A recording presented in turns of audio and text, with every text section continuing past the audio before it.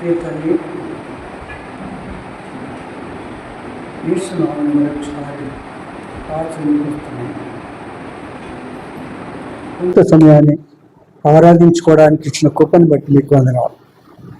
వాళ్ళు పాలు పొందినగా వాక్యపు వీరిలో మమ్మల్ని మేము పరీక్షించుకొని సరిచేసుకొని యోగ్యమైతే వాళ్ళు పాలు పొందడానికి కృపను చదువుకునే లేఖన భావం ద్వారా మాతో మాట్లాడింది.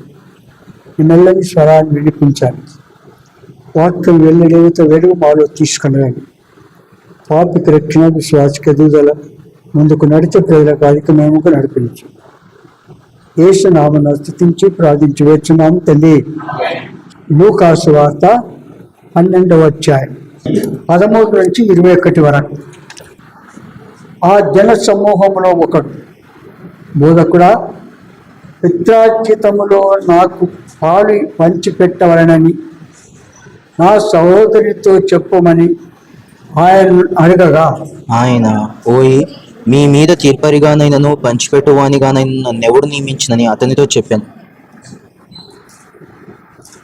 మరియు ఆయన వారితో, మీరు ఏ విధమైన లోభమునకు ఎడమీయక జాగ్రత్త పడు. ఒకని కలిమి విస్తరించుటవు వాని జీవమునకు మూలము కాదనను. మరియు ఆయన వారితో ఈ ఉపమానం చెప్పింది. ఒక ధనవంతుడు భూమి సమృద్ధిగా ఉండేది.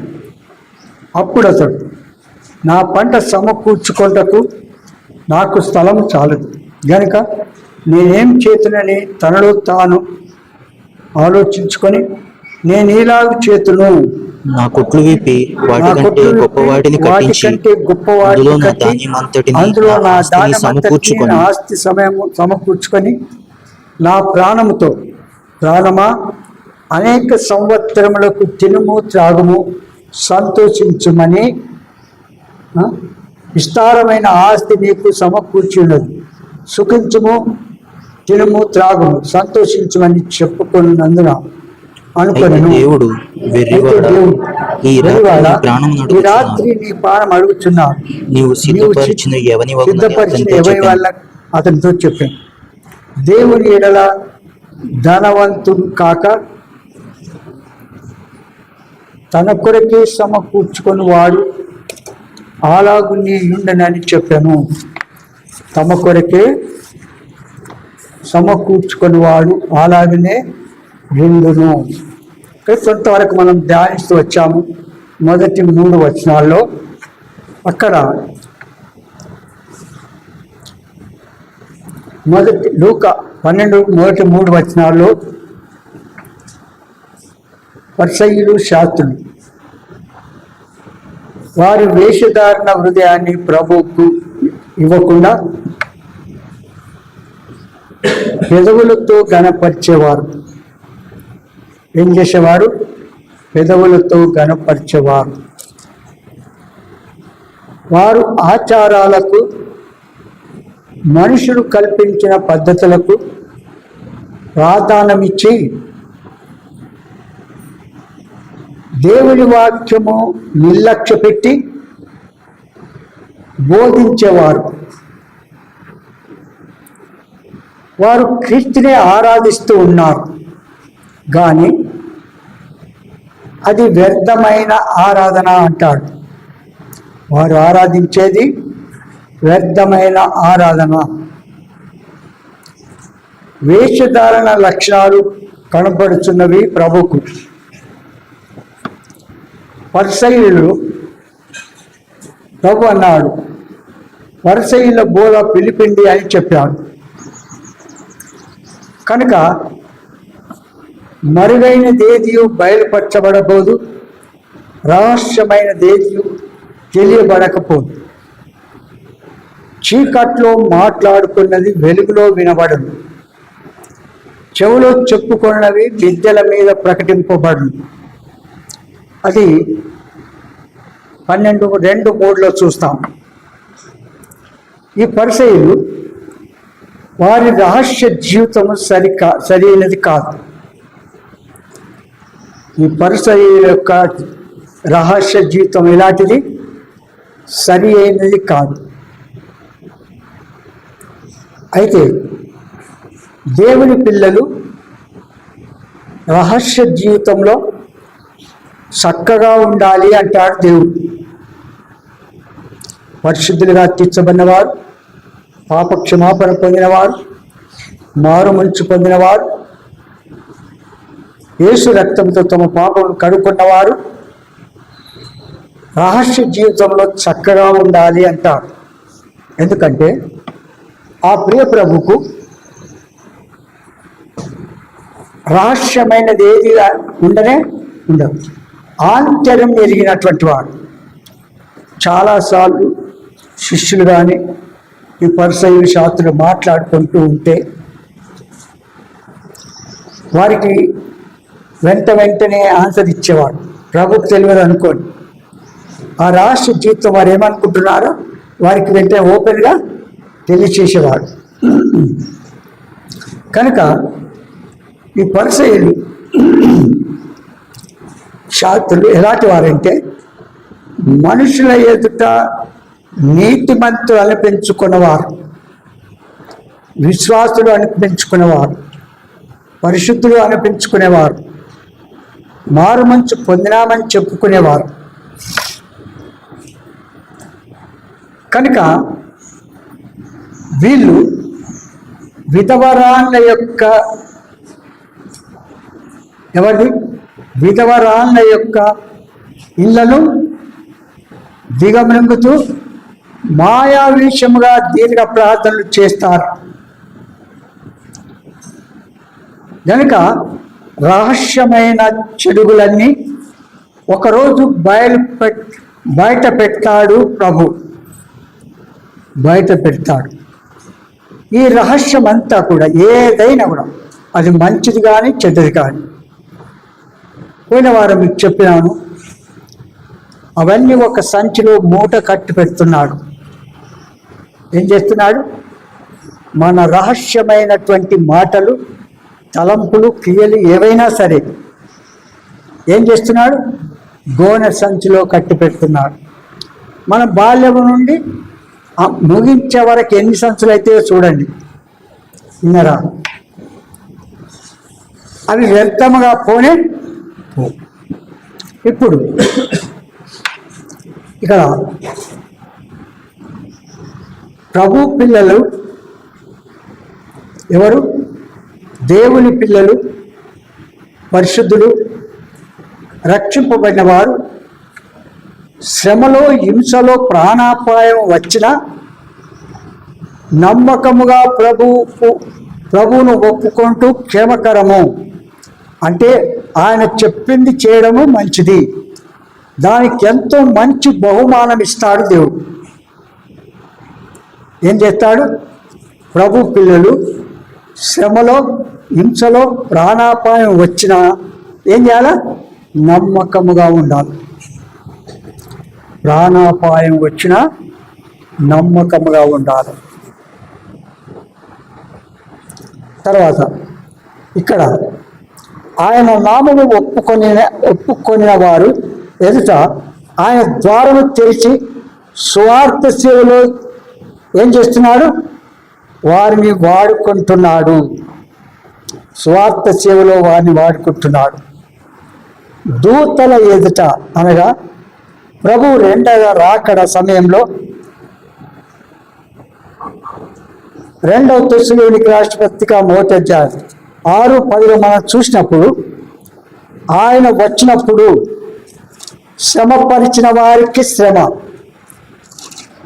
ఎవరైతే దేవుని పిల్లలను, పరిశుద్ధులను లేదా సేవకులను ఎవరైతే శ్రమ పెట్టారో అట్టి వారికి శ్రమ ఉంటుంది.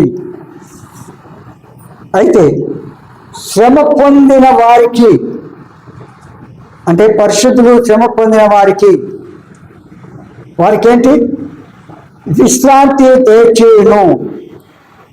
పరిశుద్ధాత్మను దూషించు వానికి పాప క్షమాపణ లేదు.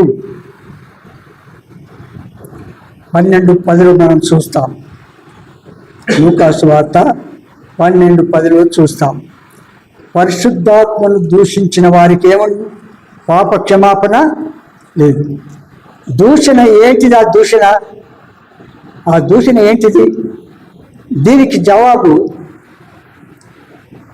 మత్తయి 12:22-32 వరకు చదివితే మనకు కనబడుతుంది. యేసుక్రీస్తును దేవుని ఆత్మ వలన మన ప్రియ ప్రభు ఏం చేస్తున్నాడంటే, దేవుని ఆత్మ వలన ప్రేరేపించబడిన వాడై దయ్యములను వెళ్ళగొడుతున్నాడు. ఏం చేస్తున్నాడు? దయ్యములను వెళ్ళగొడుతున్నాడు. అయితే ఈ పరిసయ్యులు ఏమన్నారు? వీడు దయ్యములకు అధిపతి అయి బయల్చేగుల వలన దయ్యమును వెళ్ళగొట్టుచున్నాడని చెప్పారు. వీడు అన్నారు. దేవుడికి కూడా దేవుడిని గౌరవించలేదు. వాడు వీడని మాట్లాడుతూ వచ్చాడు. అయితే పరిశుద్ధాత్మకు విరోధమైన పాపము యేసుక్రీస్తును ప్రభువున్నానని ఒప్పుకుంటా అతని ఆత్మ వలన కలుగుతుంది. ఏం చేయబడుతుంది? అతని ఆత్మ వలన కలుగుతుంది. అదే పరిశుద్ధాత్మకు విరోధమైన పాపము. ఆ ప్రభు పరిశుద్ధాత్మ ద్వారా దయ్యములను వెళ్ళగొడుతుంటే వీడేమన్నాడు? వీడు దయ్యములకు అధిపతి అని బయల్చేగుల వలన దయ్యములను వెళ్ళగొట్టున్నాడు అన్నాడు. అదే పరిశుద్ధాత్మకు విరోధమైన పాపము. కనుక యేసుక్రీస్తు ప్రభువు ఉన్నాడని ఒప్పుకుంటా దేవుని ఆత్మ వలననే కలుగును. ఇంకొకటి, యేసుక్రీస్తుని తృణీకరించుట దేవుని ఆత్మ ప్రేరణను తిరస్కరించుటయే. ఇంకొక మాట చెప్పాలంటే, దైవజనులు, పరిశుద్ధులు, సేవకులు దేవుని ఆత్మచే వారు నడిపించబడి వారి ద్వారా కలుగుతూ మన దేవుడు మనతో మాట్లాడుతూ హెచ్చరిస్తూ తెలియచేస్తూ ఉన్నప్పుడు అట్టి వారిని అంగీకరించక ఈ పరిశుద్ధులు చెప్పిన మాట ప్రకారం మాట్లాడుతూ ఉంటే అది కూడా పరిశుద్ధాత్మకు విరుద్ధమే. వీటికి మరి రెఫరెన్స్ ఉన్నాయి. ఇప్పుడు సమయం మనకు కొద్దిగా ఉంది కనుక వాటిని నేను చదివి వినిపించడం లేదు. మా ప్రియ ప్రభువును రక్షకుడుగా అంగీకరించటే అది రక్షణ. ఇక్కడ మనం చూస్తాము రోమీయులకు రాసిన పత్రిక 10వ అధ్యాయం 9వ వచనంలోను, యోహాను సువార్త 8వ అధ్యాయము 10-11లో యేసు క్రీస్తు ప్రభువుగా విశ్వసించిన వారికి రక్షణ, విశ్వసింపని వారికి రక్షణ లేదు. సువార్త వింటున్నారు, మారు మనసు పొందడం లేదు, పాప క్షమాపణ పొందడం లేదు, వాయిదాలు వేస్తూ కొనసాగుతూ ఉంటారు. చూడండి, మనం ఆలస్యం చేస్తాం. ప్రభువు నమ్మినాం, ఆయన నిజదేవుడని తెలుసుకున్నాం, ఆయన పాప క్షమాపణ ఇస్తాడని తెలుసుకున్నాం. అయినా మారు మనసు విషయం బాప్తిసం మనం అంగీకరించడం లేదు, దాన్ని వాయిదాలు వేస్తూ ఉన్నాం. ఇప్పుడే నిన్ను నీ ప్రాణమును తీసుకుంటే నీవు ఎటు వెళ్తావు? నీవు వెళ్ళవలసిన స్థలం ఏది? ఒక్కసారి ఆలోచించాలి. ప్రభు మనతో మాట్లాడుతూ ఉండగానే వెంటనే విధి చూపించాలి. మీకు చాలా సంగతులు తెలుసు. చూడండి, ఈ జాలరు చేపలు పట్టేవారు శిష్యులు, వారు చేపలు పడుతూ ఉంటే ప్రభు వారితో మాట్లాడినాడు. నన్ను వెంబడించుడు, మనుషులు పట్టు జాలుగా నేను చేస్తాను కనుక మీరు నన్ను వెంబడించుడి అన్నాడు. ఏం చేసినారు? వారికి ఉన్నటువంటి వలలన్నీ అటు పారేసి ప్రభును వెంబడించారు. వెంటనే విధే చూపించారా, లేకపోతే తర్వాత వస్తామన్నారా? చెప్పండి. మన వల్లే వాయిదాలు వేసుకుంటూ వెళ్ళారా? ఎంతమందిని అయితే పిలిచినారో అంతమంది వెంబడించారు. మనకెందుకు ఆ లక్ష్యం లేదు అని చెప్పిన దానికి ఎందుకు అవిధేయులుగా ఉంటున్నాం? ఇంకా ఆలస్యం ఎందుకు చేస్తున్నాం? కనుక ఇక్కడ మనం చదివిన భాగంలో 13 నుండి 21 వరకు మనం చదువుకున్నాం. 13లో మనం చూస్తున్నాం ఏంటంటే ప్రభు పాపులను రక్షిస్తాడు అని. ఏం చెప్తున్నాడు? 13 వచనం చదవండి. ఆ జనసమూహములలో ఒకడు, ఆ, బోధకుడా, ఆ, పిత్రార్జితంలో నాకు పాలు పంచిపెట్టవలనని నా సహోదరునితో చెప్పుమని ఆయన అడుగగా, దానిని ఆధారం చేసుకుని ఏం చేసినాడంటే, వాస్తవంగా చెప్పాలంటే ప్రభు పాపులను రక్షించడానికి వచ్చినాడు. దేనికి వచ్చాడు? 1 తిమోతి 1:15 చెప్పినట్టుగా పాపులను రక్షించకు క్రీస్తు యేసు లోకమునకు వచ్చెను అనే వాక్యము నమ్మదగినది, అది పూర్ణాంగీకారములకు యోగ్యమైనది. కనుక ప్రభు భూమి మీద ధనము కూర్చుకొనవద్దని, ఈ లోక ఐశ్వర్యము ఇచ్చుటకు రాలేదు. ఆ ప్రియ ప్రభు మనకు ఈ లోకములో ఉన్నటువంటి ఐశ్వర్యము ధనము ఇవ్వడానికి రాలేదు. దేని కొరకు వచ్చాడు? ప్రభు భూమి మీద ధనము కూర్చుకొనవద్దు, పరలోకములో కూర్చుకొనడని చెప్పాడు. అవునా? ఎక్కడ కూర్చోవాలా? పరలోకములో కూర్చుకోవాలా. మత్తయి సువార్త 6వ అధ్యాయం. మత్తయి సువార్త 6వ అధ్యాయము 19-20 చదవండి. భూమి మీద మీ కొరకు ధనమును కూర్చుకొనవద్దు. ఇక్కడ చూడండి, భూమి మీద మీ కొరకు ధనము కూర్చుకొనవద్దు. ఇక్కడ చిమ్మెటయు, ఇక్కడ చిమ్మటయు తుప్పును తినివేయు. దొంగలు కన్నము వేసి దొంగిలిద్దరు. దొంగలు కన్నము వేసి దొంగిలెదరు. పరలోకమందు మీ కొరకు ధనమును కూర్చుకొనుడి. పరలోకమందు మీ కొరకు ధనము కూర్చుకొనుడి. అచ్చట చిమ్మెటైనను, అచ్చట చిమ్మటైనను, తుప్పైనను దానిని తినివేయదు. దొంగలు కన్నము వేసి దొంగిలరు. నీ ధనం ఎక్కడ ఉండునో అక్కడనే నీ హృదయం ఉండును. ఈ పని ఎంతమంది చేస్తారు? ఈ పని ఎంతమంది చేస్తారు చెప్పండి. ప్రభు అన్నాడు, భూలోకంలో మీరు ఏం చేయకూడదు? ధనము కూర్చుకోవద్దు. ధనం కూర్చుకోవద్దన్నాను, కూర్చుకుంటున్నాం. అప్పుడేంటి? పెళ్ళిళ్ళు కాలేదు కనుక కూర్చుకుంటున్నాం కదా. అప్పటికప్పుడు ఎవరు ఇస్తారు అనుకుంటాం. ఏమంటారు? మనం చెప్పేది వాస్తవేనా? అయితే ప్రభు అంటాడు ఇక్కడ, ప్రభు కనుక భూ సంబంధమైన ఆస్తిలో ఆయన ఏమి జోక్యము చేసుకోడు. ఎందుకు ఈ మాట చెప్తున్నాను? భూ సంబంధమైన వాటిలో ఆయన జోక్యము తీసుకోడు. ఎందుకు చెప్పండి? లూకా 12:13-14. ఆ జనసమూహంలో ఒకడు, బోధకుడా, పిత్రార్జితంలో నాకు పాలు పంచిపెట్టవాలని నా సహోదరుడితో చెప్పుమని ఆయన అడుగగా, ఆయన, ఓయి, మీ మీద తీర్పరిగానైనను పంచిపెట్టువానిగానైనను నన్ను ఎవడు నియమించినని ఆయనతో చెప్పాను. చూసావా? అందుకే ఆయన ఏమి జోక్యము తీసుకోడు.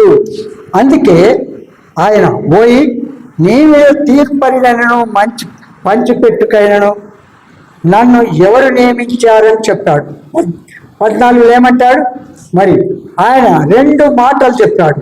ఒకటి, మీరు ఏ విధమైన లోపమునకు ఎడమియక జాగ్రత్త పడుడి. ఆ ప్రభు అన్నాడు, ఏ విధమైన ధనాపేక్షకు ఎడమియక జాగ్రత్తగా ఉండు అని 15వ వచనంలో చెప్తున్నాడు. చూడండి, లూకా సువార్త 12, 15. మరియు ఆయన వారితో, ఆ, మీరు ఏ విధమైన లోభమునకు ఎడమీయక ఆ, జాగ్రత్త పడుడి. ఆ, ఒకని కలిమి విస్తరించుట వాని జీవమునకు మూలము కాదనెను. ఆ. చూడండి, ఒక్కని కలిమి విస్తరించుట మన జీవమునకు ఏం కాదు, మూలము కాదు. ఒకని కలిమి విస్తరించుట వాని జీవమునకు మూలము కాదు. ఇది చాలా రాసి పెట్టుకోనండి. భూ సంబంధమైన వాటిని కొరకై త్రాకులాడి దేవునికి విరుద్ధంగా మనము నడుచుకోకూడదు. అందుకే కాకుల విషయము ప్రభు చెప్పినాడు. కాకులు ఏమంటాయి? ఏ దినం కా దినము ఏమంటారు? అవి జీవిస్తున్నాయా లేదా? సమకూర్చుకుంటున్నాయా? లేదు. ప్రభు చెప్పినట్టుగా మనం చేస్తామా? ఆ విధంగా నడుచుకుంటామా? నడుచుకోవాలి. అందుకే సామెతలు 23:4 చూడండి. ఐశ్వర్యము పొంద ప్రయాసపడకము, ఐశ్వర్యము పొంద ప్రయాసపడకుము. నీకు అట్టి అభిప్రాయం కలిగినను దాన్ని విడిచిపెట్టుము. ఏం చేయాలా? ఒక ఆయన యేసు ప్రభుని నమ్ముకుంటే నాకు ఐశ్వర్యం కలగడం లేదు, నాకు అంత లాస్ వస్తుంది. యేసు ప్రభుని నమ్ముకుంటే ఆయన ఏం చేసాడు తెలుసా? ఆయన ఇంట్లో ఉన్నటువంటి వాక్యాలన్నిటినీ తీసేసినాడు. భార్య విశ్వాసరాలు, మంచి విశ్వాసం ఉంది. ఈయన బాప్తిసం తీసుకున్నదని తెలుసుకొని ఆయన మారుమంచు పొందకుండానే బాప్తిసం తీసుకున్నాడు. అట్లా తీసుకుంటున్నా ధనము నాకు ఐశ్వర్యం ఎక్కువైతుందేమో, యేసు ప్రభుని నమ్ముకుంటే అనుకున్నాడు. ఏం చేసినాడు? దాని కొరకు నేను రాలేదు కనుక మీరు భూమి మీద ధైర్యం ఏం చేయాలి? నీకు అట్టి అభిప్రాయం కలిగిన దాన్ని విడిచిపెట్టుము. ఏం చేయాలా? ఎప్పుడక్కడప్పుడు తీస్తున్నాడు. దేవునికి త్యాగం చెప్పండి. ఎందుకంటే ఐశ్వర్యం పొంద ప్రయాసపడకుడి. 10వ అధ్యాయం సామెతలు 10:22. యెహోవా ఆశీర్వాదం ఐశ్వర్యం ఇచ్చును. చూడండి, యెహోవా ఆశీర్వాదము ఐశ్వర్యం ఇచ్చును. నరుల కష్టము చేత ఆ ఆశీర్వాదం ఎక్కువ కాదు. చూసావా? నరుల కష్టార్జితము చేత ఆ ఐశ్వర్యము అధికము కాదు. చూడండి, ఇది చెప్తూ ఉంటే నాకు ఒక గుర్తు వస్తుంది. చిన్నగా ఉన్నప్పుడు బాల్యములో మిడిల్ స్కూల్ అనుకోడు, మిడిల్ స్కూల్లో చదువుతూ వచ్చినప్పుడు నేను అనుకున్నా, గుడ్లు కొనుక్కొని కోడికి వేస్తే, కోడి పిల్లలు తీస్తే ఎన్ని పిల్లలు తీస్తే అన్ని పిల్లలు ఎక్కువైతాయి. ఆ పిల్లలు తీసిన తర్వాత ఆ కోళ్ళను అమ్మేసి ఒక మేకను తీసుకుంటాను. మేకను తీసుకున్న తర్వాత అది సంవత్సరానికి 2 పిల్లలు తీస్తుంది. అట్టు నేను పైకి రావచ్చు అని తలంపుతో ఏం చేసినానంటే ఆ పని చేసి మేకను కొన్నాను. మేక పిల్లని కొన్నాను. కొన్న తర్వాత దాన్ని స్కూల్ రాగానే తీసుకొని పోవాలా, దాన్ని మంచిగా మేపుకొని రావాలా. మేపుకొని వస్తుంటే దానికి ఒక పేరు పెట్టినాం. ఆ మేకకి ఏం పని? మనీ అని పేరు పెట్టాము. ఏం పేరు? మనీ అని పేరు పెట్టాము. మనీ అనగానే పరిగెత్తుకుంటున్న దగ్గరికి వచ్చేది. వస్తే దానికి ఏమైనా పెడతాడు అని ఆస్త పిలుస్తున్నాడు నా యజమానుడు అనుకునేది. విన్నారా? అయితే అట్లా చేసిన తర్వాత నా మిడిల్ స్కూల్ అయిపోయింది. హైయర్ స్కూల్కి వెళ్ళిపోవాలి. హైయర్ స్కూల్కి వెళ్ళిపోవాలంటే నేను దాదాపు 15 కిలోమీటర్ల దూరం వెళ్ళాలి. అప్పుడు అంత దూరం రోజు వెళ్ళడం కష్టం. హాస్టల్లో అడ్మిషన్ తీసుకొని అక్కడ ఉండి చదువుకుంటూ వచ్చిన. మేకపిల్ల ఏమైంది? దాన్ని మా వాళ్ళు అమ్ముకున్నారు, తెచ్చారు. ఏం చేసినారు? ఆ మేకపిల్ల ఏం చేసినారు? ఇదే మంచి మొక్క అనుకున్నారు, అమ్ముకున్నారు. మంచిగా ఏం చేసిరో చేసిరు. అందుకే భూమి మీద ఏం చేయకూడదు? ధనము కూర్చుకుంటాను అనకూడదు. ఇది చెప్తుంటే ఒకటి గుర్తొస్తుంది. రీసెంట్గా ఒక పాస్టర్, ఈ వాస్తవం జరిగిన కథ. ఒక పాస్టర్ గిఫ్ట్లు ఇస్తారు కదా, సందాలు వస్తాయి కదా, వారు ఆశించిన దానికంటే ఎక్కువ దేవుడు ఇస్తూ వచ్చినాడు. ఇస్తూ వచ్చినప్పుడు వాటన్నిటిని ఏం చేస్తాడు? పరిచర్యకు వాడిని వాడతాడు, మరి వారు తింటారు, ఇంకా ఏదైనా చేస్తూ ఉంటారు. మిగిలిన ఏం చేస్తారు? పక్కేస్తారు, అంతేనా? ఇక అట్లు కొన్ని కోట్ల రూపాయలు సంపాదించి ఇంట్లో పెట్టుకున్నాడు. ఎవడో మంచోడు కంప్లైంట్ చేసినాడు. మంచోడు పోయి కంప్లైంట్ చేస్తే ఈ డబ్బు ఎక్కడికి వెళ్ళి వచ్చిందని ఆ మొత్తం అంతా తీసుకొని పోయింది. చూడు, ఇది వాస్తవంగా జరిగిన స్టోరీ, విన్నారా? కనుక భూమి మీద ఏం చేయకూడదు? మీ ధనమును కూర్చుకోకండి. ఎక్కడ కూర్చాలా? దేవుని యొక్క మీరు కూర్చుకోండి. మరి దేవుని బ్యాంక్ ఎక్కడుంది చెప్పండి? మరి దేవుని బ్యాంక్ ఎక్కడుంది కూర్చుకోవడానికి? చెప్పండి మీరు. ఎక్కడుంది చెప్పండి. ఇక్కడేమంటున్నాడు? భూమి మీద మీ ధనము కూర్చుకొనకుడి అన్నదా? ఎందుకంటే ఒకరి కలిమి విస్తరించడం ద్వారా జీవానికి మూలం కాదు కనుక ఆ పని మీరు చెయ్యకండి.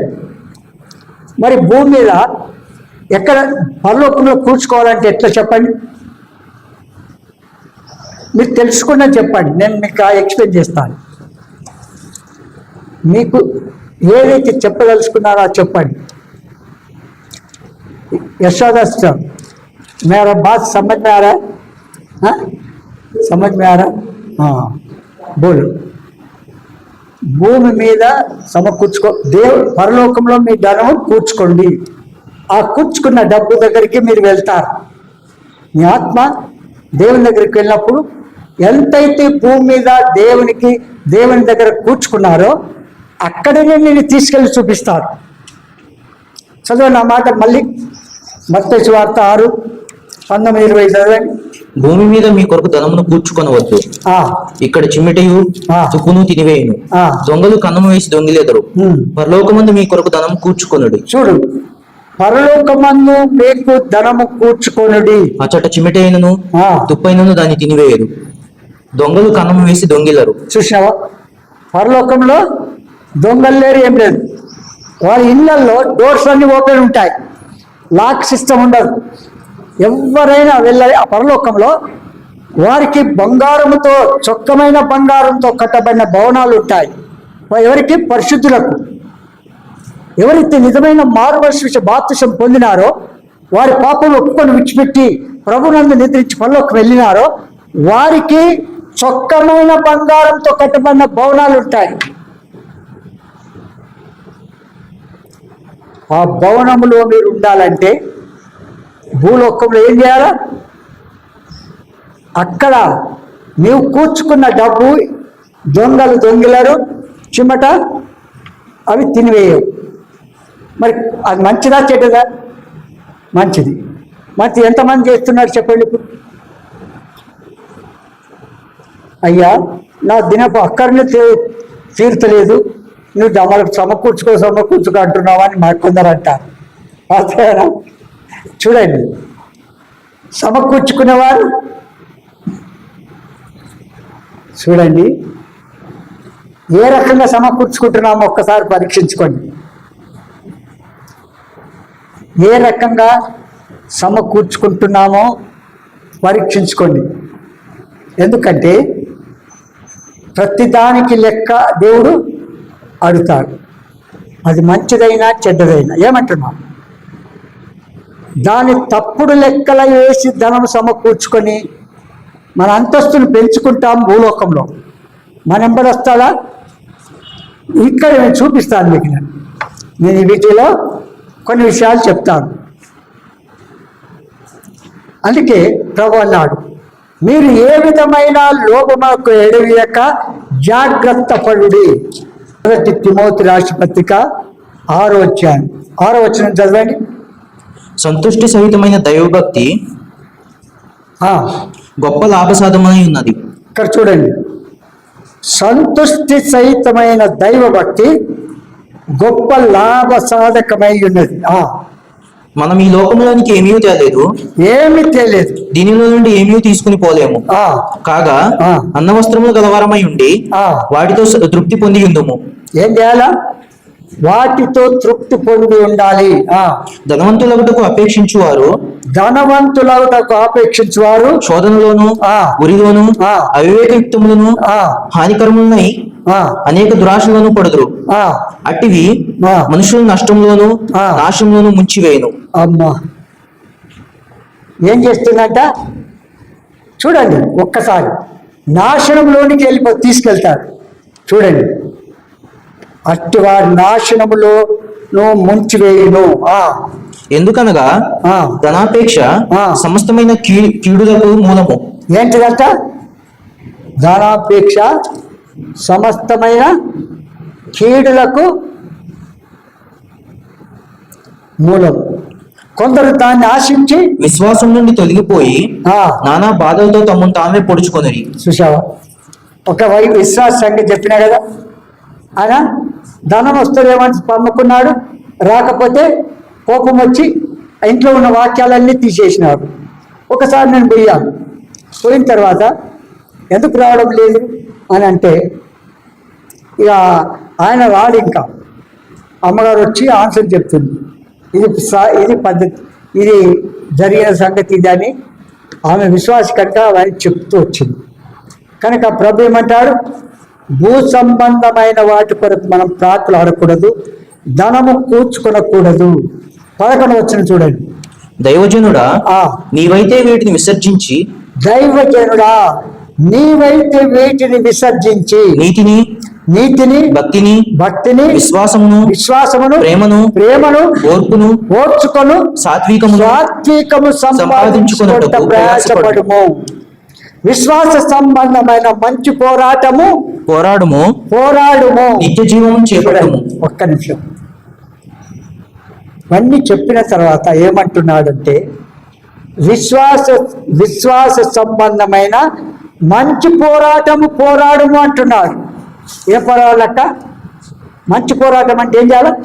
ఎప్పుడు ప్రేయర్ ఉన్నా, ఎప్పుడు ఆరాధన ఉన్నా, ఎప్పుడు మరి ప్రభు పిల్లలు సమకూరు జరుగుతున్నా వారితో మనం ఏకీభవించాలి. కొందరు ఈ దిన ప్రార్థన ఉందని కింద ఉన్నప్పుడు తెలిసి వాళ్ళు ఆటలాడుకుంటారు. చూడండి, అది ఆత్మీయతనా? మన మంచి క్రియలు ఏమైనా పనికి వస్తాయా? ఎందుకు పనికిరావు. విన్నారా? కనుక దేవుడు చూడండి ఎంత ఒక వ్యక్తి చెప్పినట్టుగా చెప్తున్నాడు. విశ్వాస సంబంధమైన మంచి పోరాడము, నిత్య జీవమును చేపట్టుము. దాని పొందుటకు నువ్వు పిలువబడి అనేక సాక్షుల లేట మంచి ఒప్పుకొంటివి. ఎంత చక్కగా ఉంది చూడండి. 2వ తిమోతి 1వ అధ్యాయం 9-10 కలిసి ఉంది, చదవండి. మన క్రియలను బట్టి కాక తన స్వకీయ సంకల్పమును బట్టి. ఇక్కడ చూడండి, మన క్రియలను బట్టి కాక తన స్వకీయ సంకల్పమును బట్టి అనాది కాలముననే క్రీస్తు యేసునందు మనకు అనుగ్రహింపబడినది. క్రీస్తు యేసును మన రక్షకుని ప్రత్యక్షత వలన బయలుపరచబడినదైనా తన కృపను బట్టి మనల్ని రక్షించి పరిశుద్ధమైన పిలుపుతో. ఎలాంటి పిలుపు? పరిశుద్ధమైన పిలుపుతో ఆయన మనల్ని పిలిచాను. ఆ ప్రభువు నిన్ను నన్ను మనం పిలిచాడు. మనం పాపులుగా ఉండగానే ప్రయాసపడి భారం మోసుకొచ్చున్న సమస్త జిల్లాను నా ఎదుకు రండి, నేను మీకు విశ్రాంతి కలిగేస్తాను, పాప క్షమాపణ ఇస్తాను, శాంతి సమాధానం ఇస్తాను, నిత్య జీవానికి వారసుగా చేస్తానని పిలిచినాడు. పిలవలేదా? పిలిచాడు. అయితే ఏం జరిగింది? ఆ క్రీస్తు యేసు మరణమును నిరర్ధకము చేసి ఏం చేసినాడు? మరణమును నిరర్ధకం చేసి జీవమును అక్షయతను సువార్త వలన వెలుగులోనికి తెచ్చను. ఎంత చక్కటి మాట! సువార్త వలన మనల్ని ఏం చేసినాడు? వెలుగులోనికి తెచ్చాడు. ఎంత ధన్యత కదా. చూడండి 2వ అధ్యాయం 3వ వచనం. క్రీస్తు యేసు యొక్క క్రీస్తు యేసు యొక్క మంచి సైనికుని వలె ఆ నాతో కూడా శ్రమను అనుభవించుము. అమ్మో, సుఖం అనుభవిస్తా కానీ శ్రమ ఎప్పుడు అనుభవించాలా? ఏమక్క చెప్పండి. నాతో కూడా శ్రమ అనుభవించండి అన్నాడు ప్రభు. అన్నదా? మరి మనం ఏం చేస్తామక్క చెప్పండి. ఎప్పుడు అయ్యో ఎంత పని, పొద్దున లేచి నుంచి రాత్రి పడుకున్న దాకా వండుడు, కడుగుడు, ఉతుకుడు, పెట్టుడు, చేసుడు. ఒక్కరాజు వస్తున్నదా? నన్ను ఎవరు అర్థం చేసుకుంటారు? ఏమక్క, నన్ను ఎవరు అర్థం చేసుకుంటా కదా. సరే, కనుక క్రీస్తు ఎంత బాగుందో చూడు. ఏమంటాడు? క్రీస్తు యేసు యొక్క మంచి సైనికుని వలె నాతో కూడా శ్రమను అనుభవించుము. సైనికుడు ఎవడను యుద్ధమునకు పోవనప్పుడు తను దండులో చేర్చుకుని వారిని సంతోషపెట్టవాలని ఈ జీవన వ్యాపారంలో చిక్కుకొన్నాడు.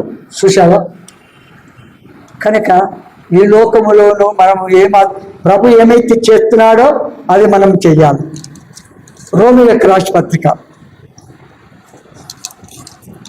రోమీయులకు రాసిన పత్రిక 8వ అధ్యాయం 28వ వచనం. దేవుని ప్రేమించు వారికి అనగా ఆయన సంకల్పం చొప్పున పిలువబడిన వారికి మేలు కలుగుటకై సమస్తము సమకూడి జరుగుచున్నవని ఎరుగుదాము. చూడండి, మీరు నోట్ చేసుకునండి. దేవుని ప్రేమించు వారికి అనగా ఆయన సంకల్పం చొప్పున పిలువబడిన వారికి ఏం జరుగుతాయి? మేలు కలుగుటకై సమస్తమును సమకూడి జరుగుతున్నవని ఎరుగుదుము. ఆయన ఏం చేసినా మేలు చేసేవాడు కానీ కీడు చేసే దేవుడు కానే కాదు. 1 పేతురు గ్రంథము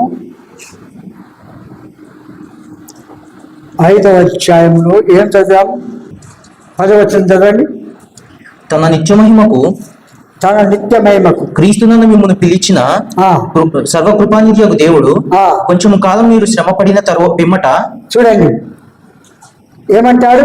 కొంచెము కాలం మీరు శ్రమ పడిన పిమ్మట తానే మిమ్మల్ని పూర్ణులుగా చేసి స్థిరపరిచి బలపరచును. ఏం చేయాలి? ఆ కొంచెము కూడా నాకు శ్రమ రావద్దు, ఆ కొంచెము కూడా నన్ను అంటుకోవద్దు అనుకుంటాం మనం. అంటామా లేదా?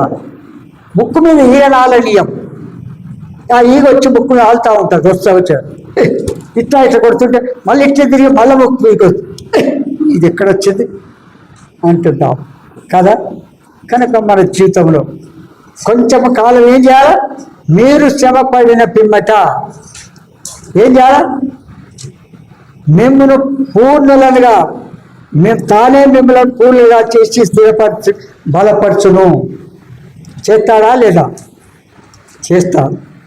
కనుక మన జీవితంలో ప్రభు చెప్పింది మనం చేయాలి. ఇక్కడ చూడండి, యాకోబు రాసిన పత్రిక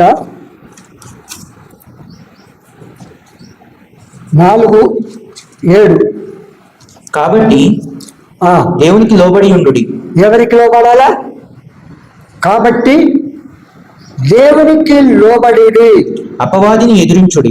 అపవాదిని ఏం చేయాలా? ఎదురించుడి.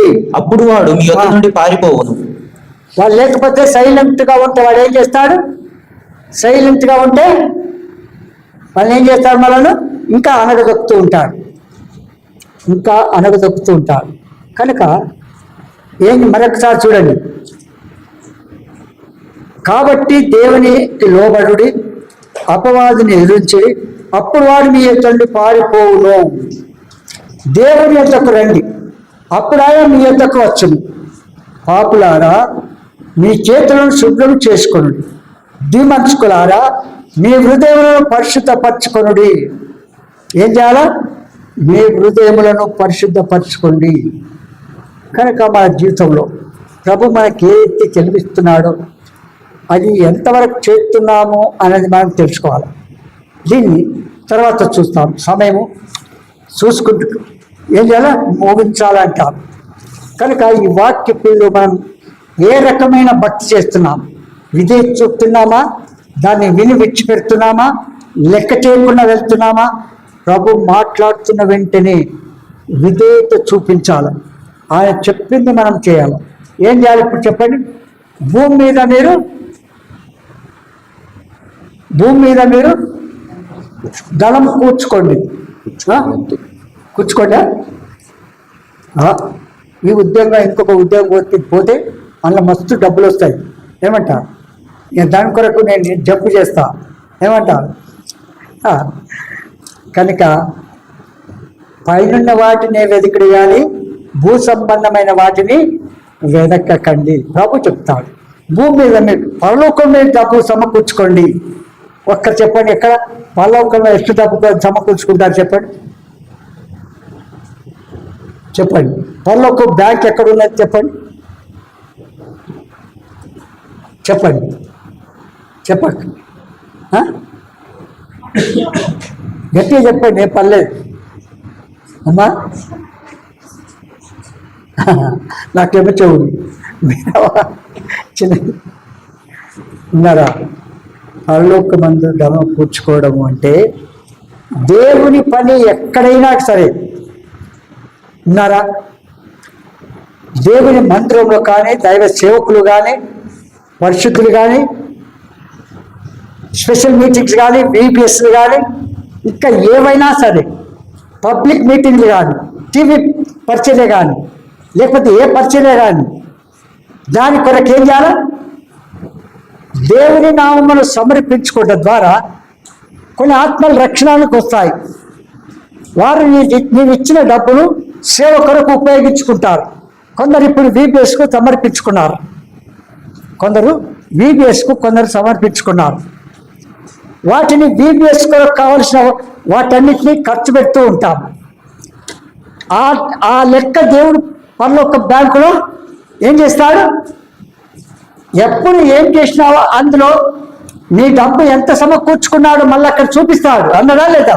మొత్తం 6-9 చూడండి. మీరు విన్నారా? మీరు దాన్ని దొంగిలించారా? దేవుడు చెప్పింది చేయకుండా వెళ్ళిపోతున్నావా?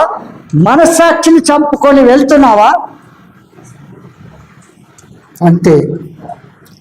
ఎక్కడుంటావో ఒక్కసారి పరీక్షించుకో. యూదా ఇస్కరియోతు దేవుని డబ్బులో నుంచి దొంగిలుతూ వచ్చాడు. చివరికి ప్రభును కూడా అమ్ముకుంటే కూడా సరిపోలేదు. 30 నాణాలకు అవి చివరికి అనుభవించినాడా?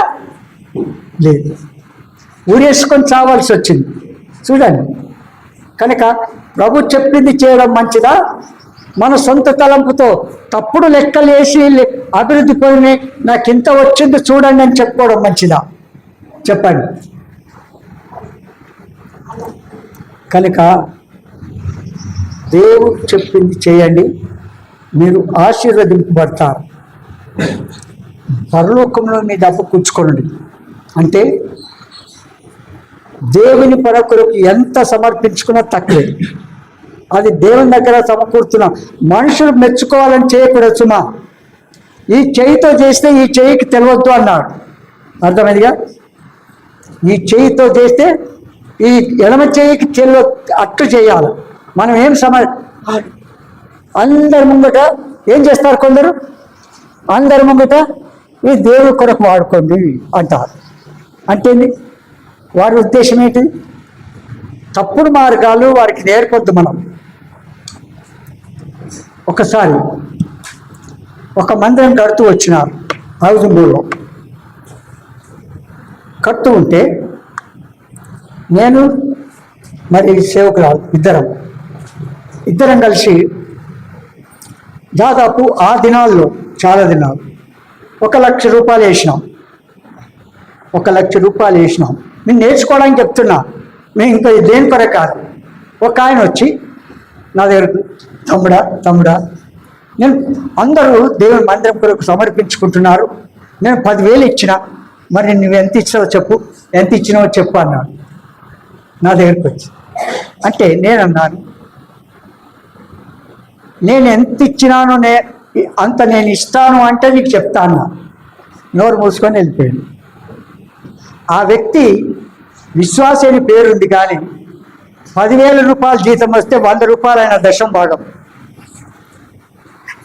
నేను దశమ భాగము నేను 100 రూపాయలు వేసిన బాక్స్లో అంటాడు. ఇట్లా ఎంత 10,000కు దశమ భాగం. ఆయన మా లాయర్, మరి ఆయన లా చదువుకున్నాడు చూడండి. కనుక దేవుడు మీరు చూడండి, వెదజల్లి అభివృద్ధి పొందు కలవారు కలరు, తగిన దానికంటే తక్కువ ఇచ్చి లేమికి వచ్చేవారు కలరు. చూడండి మీరు, వెదజల్లి అభివృద్ధి పొందువారు కలరు, తగిన దానికంటే తక్కువ ఇచ్చి లేమికి వచ్చేవారు. అడక తినేవారికి వచ్చారు, తగిన సరిగి ఇవ్వకపోతే దొంగిలించుకుంటూ వెళ్ళిపోతుంటారు. అది నీకు అక్కడ రాదు, దేవుని దగ్గర లేదు, ఆ పరలోకంలో చూసేది లేదు. నువ్వు విన్నావా? కనుక దానికి నేను ఎంతైనా చెప్పగలను. మీకు చాలాసార్లు చెప్తూ వచ్చినాను, విన్నారా? చాలాసార్లు నేను ప్రభు కొరకు ఎంతైనా నేను చేయగలను. చూడండి, అట్టు చేసుకుంటూ వచ్చినాను కనుక ఈనాడు నేను భిక్షాంతి అంటున్నానా? చెప్పండి. నీతిమంతుడు భిక్షం అడుగుతా ఎన్నడూ జరగదు. కనుక నీవు ఇచ్చినా లేకపోయినా దేవుడు కాకుల ద్వారా ఏలియాను పోషించిన వాడు మనం పోషించడా? అక్కడ తీర్చడా? వేసి పెడుతున్నామంటే చూడండి, ఎవరినైనా మీరు సమర్పించుకోండి అన్నామా? మీరు సమర్పించుకుంటే ద్వారా పరలోకుల్ని ధనం కూర్చుకుంటున్నట్టు అనుకోవాలి. విన్నారా? మాసిదోనియా పట్టణస్తుడు ఎలాంటి వారు? కడుపేదవారు. చెప్పండి, మనకు రెఫరెన్స్ ఎన్ని? కడుపేదవారు. వారు కష్టం చేసి సమకూర్చి, పౌలు అడగలేదు, పౌలు వీరే కొంత డబ్బు సమకూర్చి యెరూషలేము గోడలు కట్టబడుతున్నాయని ఆ సమకూర్చిన డబ్బును పౌలుకి ఇచ్చి ఆ విధంగా వారు ఏం చేసినారు? వారికి తక్కువైందా? వారి విషయం ఎంతగానో చెప్తుంటాడు పౌలు. నీ విషయం చెప్పాలా? సరే చేయకూడదు. నేను చెప్పినాను చాలామంది, మీరు నా చెయ్యికి ఇవ్వద్దు, మీరు ఏది ఇచ్చినా బాక్స్లు వేయండి, బాక్స్లు వేసి మీ పేరు రాయకండి. పేరు మీరు రాయకుండా బాక్స్లు వేసి ఇది లేకపోతే వీపీఎస్కనో సేవకునికనో లేక దేనికనో అది డిసైడ్ చేయడం అది వేరే సంగతి, వాస్తవ తప్పేం కాదు. కనుక చేతికి ఇవ్వకూడదు. ఏం చేయొద్దు? అయితే ఈ సంగతి తెలుసుకొని విషయాలంటే, నాకు వాక్యపు అనుభవంలోకి వచ్చినాక బాల్యకాలంలో అనుభవం వచ్చిన తర్వాత వాక్యం వింటూ ఉంటే ఈ చేయి చేసింది ఈ చేయికి చేయకూడదు అన్నాడు కదా అని అన్నప్పుడు నాకు అప్పటికి ఉద్యోగం దొరికింది. నాకు ఉద్యోగంలో కోర్టులు జ్యుడిషియల్ డిపార్ట్మెంట్లో నేను చేశాను. కోర్టులు అప్పుడు నా ఫస్ట్ సాలరీ 269 39 రూపీస్. ఎంత? 200 ఎంతో ఉంది. 300 లోపలనే కానీ తక్కువ లేదు. అది అప్పుడు సేవకునికి ఇచ్చి సమర్పించుకునేవాడిని. సాలరీ రాగానే ఎవ్రీ మంత్ టైప్ సేవకునికి ఇచ్చి ప్రార్థన చేయించుకునేవాడిని. ఈ వాక్య వెలుగులోనికి వచ్చాక బాక్స్లు వేయడం స్టార్ట్ చేసినాను. బాక్స్లు వేయడం స్టార్ట్ చేస్తే కొన్ని తప్పులు చేసినాను. ఏం చేసినా? కొన్ని తప్పులు చేసినాను. ఎవరు చూస్తలేరు కదా, ఈరోజు లేకపోతే ఏమవుతుంది అనుకున్నాను. అట్లా మీరు అనుకుంటారు కదా? అనుకుంటారా? అనుకోకపోతే పర్లేదు, అనుకుంటే అది జరిగితే కూడా మనం ఎవరు చూడరు అనుకుంటాం. ప్రభు చూస్తున్నాడు సంగతి మర్చిపోతాం. అప్పుడు సేవకుడు అన్నాడు, శద్రకయ్య నువ్వు టైట్ ఇవ్వడం లేదు ఎందుకు అన్నాడు. నేను ఈ వాక్య ప్రకారం మాట్లాడినారు కనుక దాని ప్రకారం నేను బాక్సులు వేస్తున్నాను అంటే, ఆ దైవ చేయడం ఏమన్నాడంటే, నువ్వు బాక్సులు వేసినా నా చెయ్యికి ఇచ్చినా నేను దేవుని పరిచయకే వాడతాను, నేను ఇంకొకరికి వాడే రకం అది కాదు అన్నాడు. అది వాస్తవం. ఆయన చెప్పింది 100% వాస్తవం.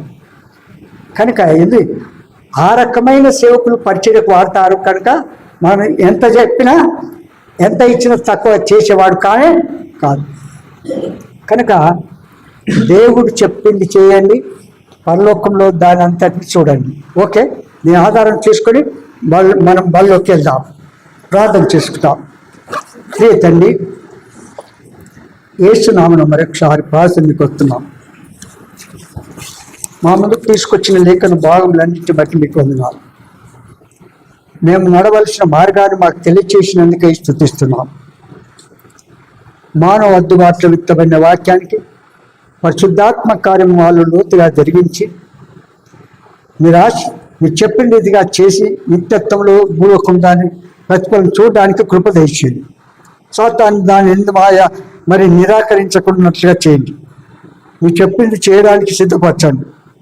మా తండ్రి, భూ సంబంధమైన వాటి కొరకు ప్రాకులాడక పర సంబంధమైన వాటి కొరకై మేము సిద్ధపరిచి కార్యారం కంటే అంత మీతో ముగించి చెప్పింది చేయడానికి కృపను అనుగ్రహించు. యేసు నామమున స్తుతించి ప్రార్థించి వేడుచున్నాము తండ్రి.